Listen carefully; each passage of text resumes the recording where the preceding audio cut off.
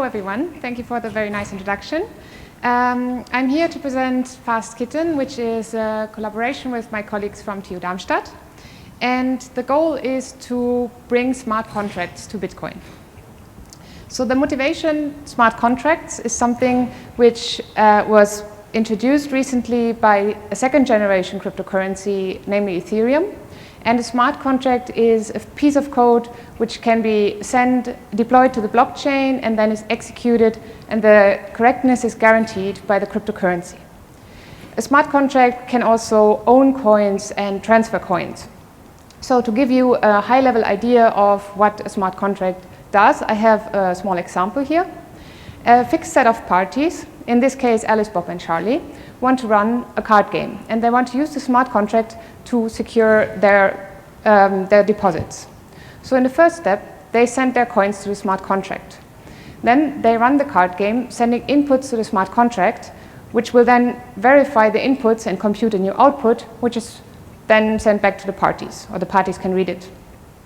This can go on as many rounds as necessary, and in the end, the winner will be determined by the smart contract, and the funds will be paid out to the winner. So while smart contracts are very powerful, they still have quite some downsides. One is that every time we want to send input to a smart contract, this means we have to send a transaction. And transactions in blockchains are always associated with quite some time delay until they're confirmed, and they're expensive. We have to pay transaction fees. Another downside is that smart contracts, by definition, are publicly verifiable and therefore cannot store secrets. So some tasks, for example, shuffling cards, is something that a smart contract cannot natively do. A third problem is that while Ethereum might have smart contracts, legacy cryptocurrencies like Bitcoin don't. So in our work, we want to bring smart contracts to Bitcoin by applying a key idea. We don't run the smart contract on the blockchain, but instead we run the smart contract inside a trusted execution environment. And this guarantees correct and private computation of the smart contract.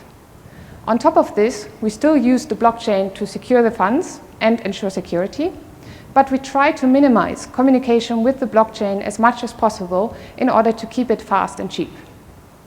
Before I dive into how this protocol works, I first want to go a little bit deeper into the two building blocks that we need for the protocol. The first one is trusted execution environments. A trusted execution environment is a trusted execution mode of a processor which is designed to provide correct and private computation of some code. The TE also has an additional property, which is it provides attestation. So a party outside of the TE, not having physical access to the TE, can communicate with it and be ensured that this is, in case, indeed a real TE running a piece of code in a secure way. But the TE doesn't exist on its own. It always has someone that operates it, some environment. And this is what we will call the operator. And to keep in mind, we will use the TE in a trusted way. So we trust the TE, but we don't trust the operator. So the operator is also in charge of forwarding all inputs to the trusted execution environment and forwarding all outputs. So it could drop message or modify messages. It could also just stop the TE. But it cannot influence or monitor any of the computation going inside. The second building block that we need is the blockchain, in particular the Bitcoin blockchain. So in Bitcoin, when we say someone owns a coin, or in this case, Alice owns 2 coins, this means that somewhere in the blockchain, there exists a transaction which promises Alice these 2 coins. And now Alice, and only Alice, can spend these coins by issuing a new transaction. For example, spending 1 coin to Bob and 1 coin to Charlie. As soon as this transaction is part of the blockchain, the ownership of the coins transfer to Bob and Charlie, and the old transaction is considered spent, so Alice cannot spend the coins again. On top of this very simple transaction, we also need 2 a little bit more complicated transaction types. The first one allows us to store data inside a Bitcoin transaction, which is very useful when we want to prove that we knew a special piece of information at a certain time. The second transaction that we use is a time lock transaction. This kind of transaction has a time lock included in it, and before this time lock, this transaction will not be accepted by the blockchain. But after this time lock, everyone can publish this transaction and it will be considered valid. This is a very useful tool when we want to force someone to act in a certain time frame. Okay, so now we've seen the building blocks, so let's look at the protocol. Again, we have these three parties, they want to play poker. Then we have the operator who owns this single TEE, and inside this TEE we load the smart contract, the poker contract in this case. Whenever the contract and the parties want to communicate, this communication will be encrypted to prevent the operator from seeing what's actually happening here. The operator is also in charge of forwarding any information from the blockchain that the TEE or the smart contract needs. In total, the protocol will proceed in 3 phases. The first phase is a setup phase, where we make sure that the coins are deposited correctly. The second one is the actual rounds phase, where the parties will start playing the game or executing the smart contract. And the third phase is where the payout of the contract is actually finalized. So in the first phase is finished when the parties deposited their coins or their buy-in into the smart contract. But in order for them to do this, they first need to be ensured that this is actually secure. So the operator starts by sending a penalty deposit to the smart contract. And then the TEE will output a transaction promising this penalty deposit to the parties, but this is a time lock transaction, so it's not valid yet. It might become valid at a point, but right now it's not. And on top of this, an attestation quote, which allows the parties to verify that there's actually a TEE running and it has the correct code running, the correct smart contract, and it has access to the coins. So if the parties are ensured that this is the case, they can also send their money to the contract and we can start playing. This brings us to the second phase, the round phase. It's rather simple what happens here. Just like in the previous example, the parties send their inputs to the smart contract, but in an encrypted fashion such that the operator cannot see the inputs. And the smart contract round output sends it back to the parties. This can be repeated as many times as necessary for the protocol. And in contrast to the previous example, we don't have to send messages to the blockchain here. There's no transactions. This is just off-chain messages between TEE and parties. Okay, so in the end, we will finally have an output and a winner. In this case, Charlie won. And the TEE will make sure that the winner gets his money by outputting a final transaction, which promises 3 coins to the winner, Charlie, and the deposit of the operator back to the operator. This transaction now gives to the operator, and the operator will publish it in order to get his deposit back. And by this, the protocol is finished, and we've seen that it's actually rather fast and easy to execute. But so far, we've only seen the honest case. No one was behaving maliciously, and that's, well, not very good for understanding the security. So to give you a more detailed intuition about why this is secure, I'm going to look into the case that the operator is malicious and the case that the parties are malicious. Okay, the first case is where we have a malicious operator. So a very easy attack this operator could do is he could just stop running the system. He could stop taking inputs and stop the enclave. For this case, we have this penalty transaction that was outputted in the first round. And if he stops running the protocol, at some point, this timeout will expire, and the parties can send this transaction to the blockchain. This will take the coins of the deposit of the operator and give it back to the parties. So at this point, Alice, Bob, and Charlie invested 1 coin, got 1 coin back, so they're good. But the operator deposited 3 coins in the beginning, and he didn't get anything back. So he lost quite some money. Okay, good. So this is what protects against the malicious operator. What about malicious parties? Let's consider here that Alice now stops playing. Then the operator, in order to get his money, his deposit back, needs to prove that Alice stops playing to the TEE or to the smart contract. And he does this by challenging Alice on-chain. He outputs a transaction which sends a very small amount of coins to Alice and includes the data of the output of the last round. And now Alice is supposed to respond to this transaction by sending this very small amount of coins back to the operator and providing the data of the input to the next round. The sequence of blocks that includes these two transactions we will now call blockchain evidence, and this can prove who of the parties misbehaved.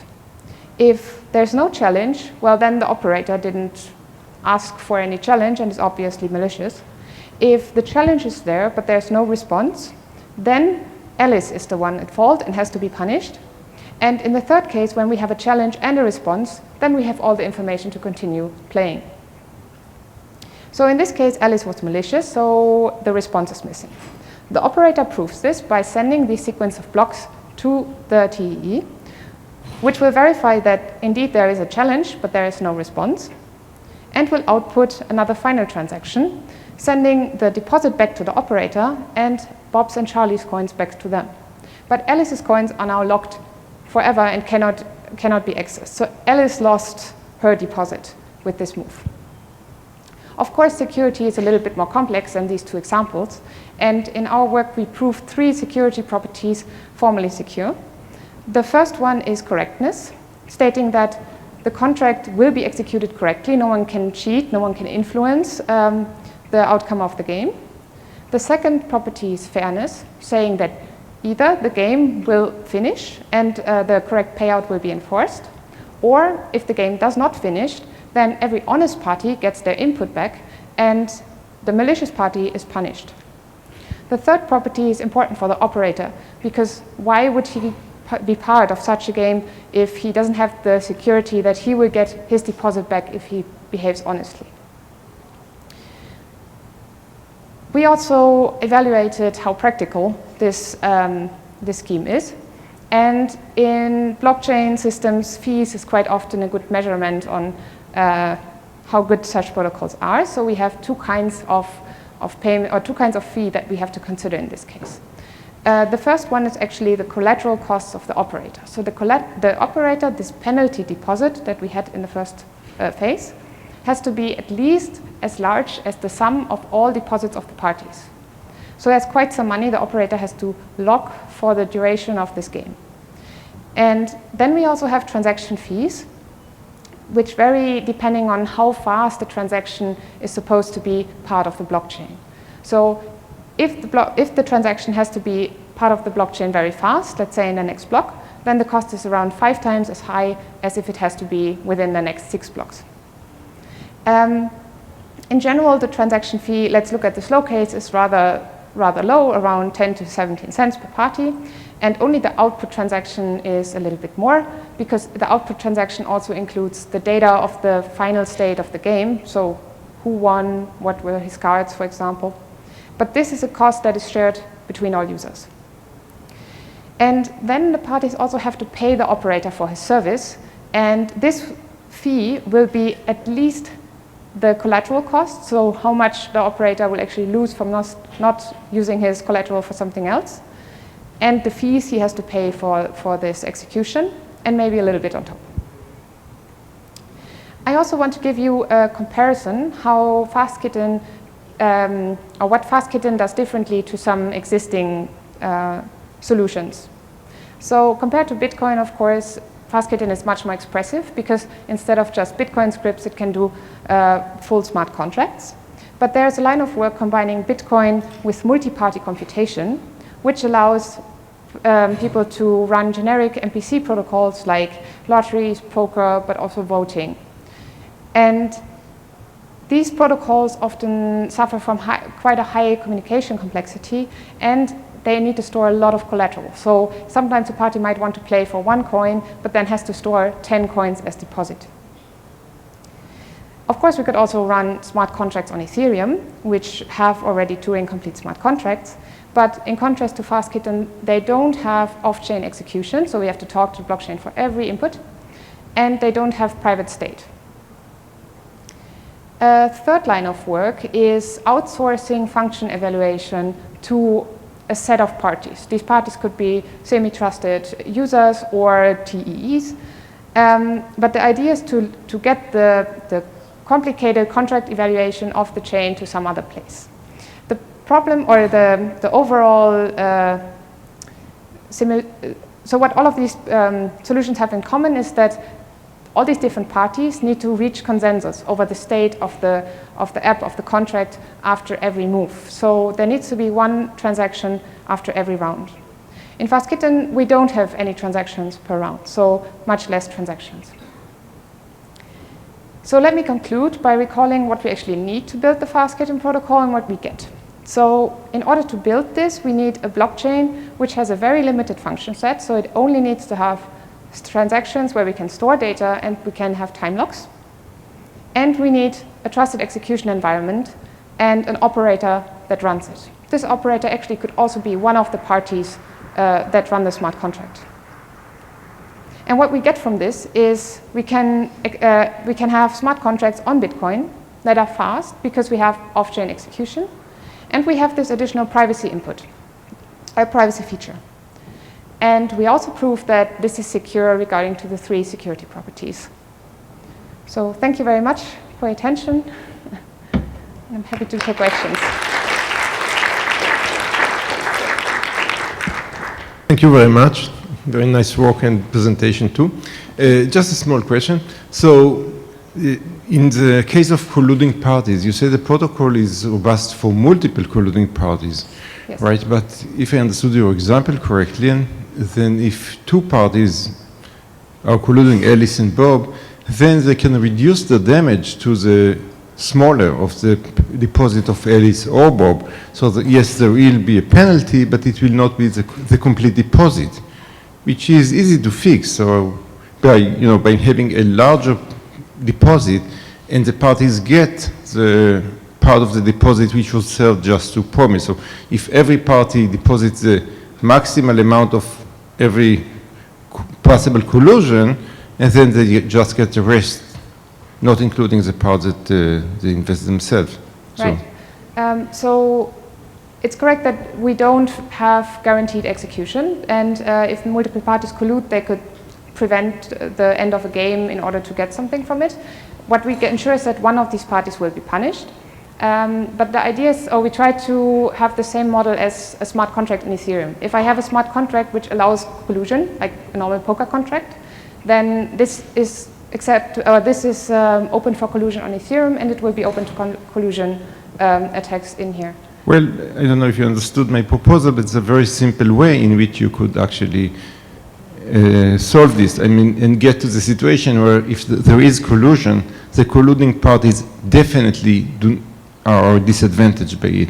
So it's a very small change. So right. So if you can, if you just probably make higher deposits in order to exactly. You just have the deposit will be the sum, the total amount of any potential collusion. Like for example, you need 2 parties if the amounts are the same, and then you just get back your part if you have progressed. That's easy, right? Mm-hmm. Okay. Thank you. Okay, we have time for one question. So, yeah. Hi, I'm Saad from University of Central Florida. So I have just one question. So when you have an execution fragment running, you can always introduce dependencies to ensure fairness, correctness, or balanced security.